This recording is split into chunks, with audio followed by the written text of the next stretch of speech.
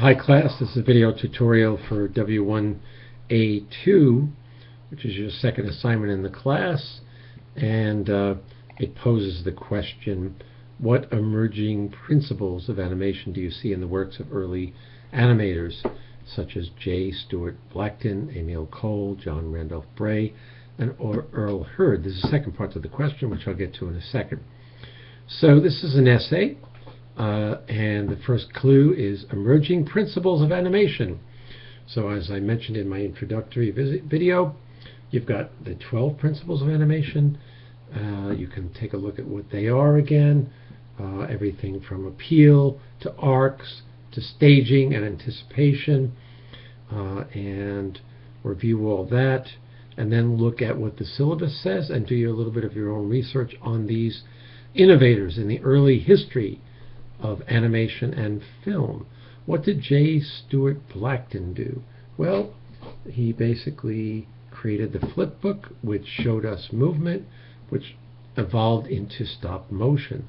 It's more or less a technical innovation.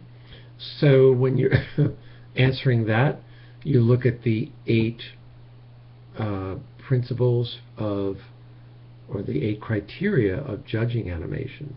Talk about the technical innovation.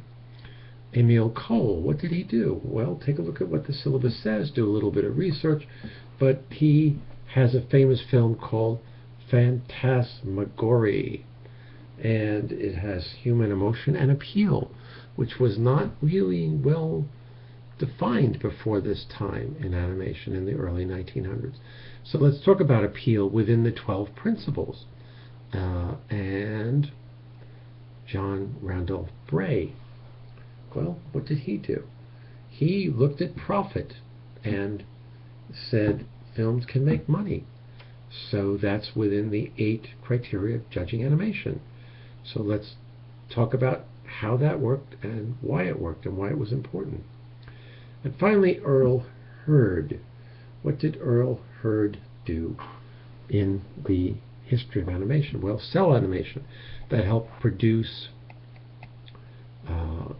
animation on a mass production basis and led to profitability and television and all that. So you can talk about that within the context of history.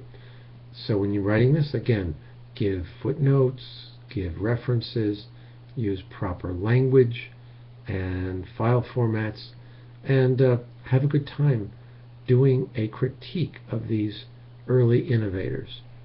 And I look forward to reading what you do.